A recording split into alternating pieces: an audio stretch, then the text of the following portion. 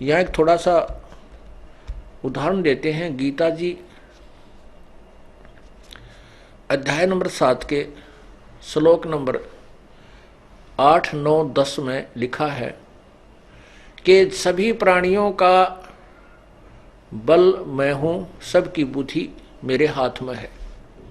जब चाहे मैं इनको बल प्रदान कर देता हूं, जब चाहे मैं इनको बुद्धि प्रदान कर देता हूं, जब चाहे मैं इनकी बुद्धि को ऑफ कर देता हूं, बंद कर देता हूं।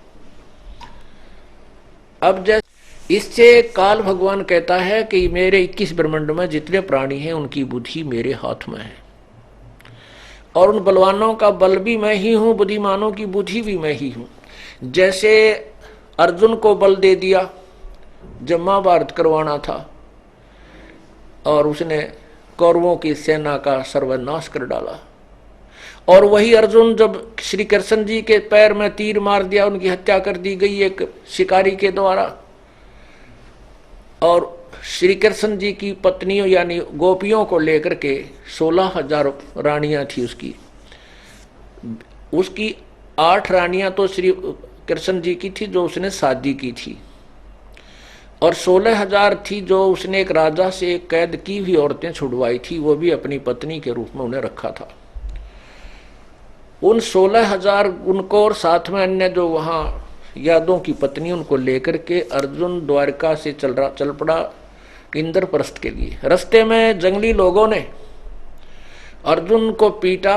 अर्जुन के पास वो धनुष भी विद्यमान था जिससे उसने महाभारत के युद्ध में ना जाने कितना सर्वनाश किया था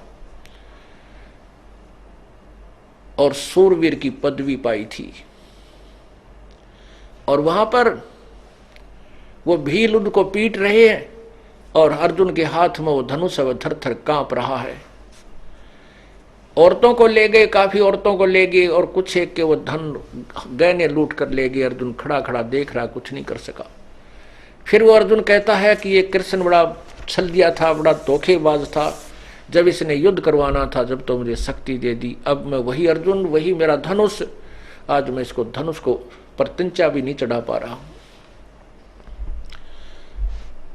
परमात्मा कहते हैं कबीर साहब कि ये श्री कृष्ण छलिया नहीं था, श्री कृष्ण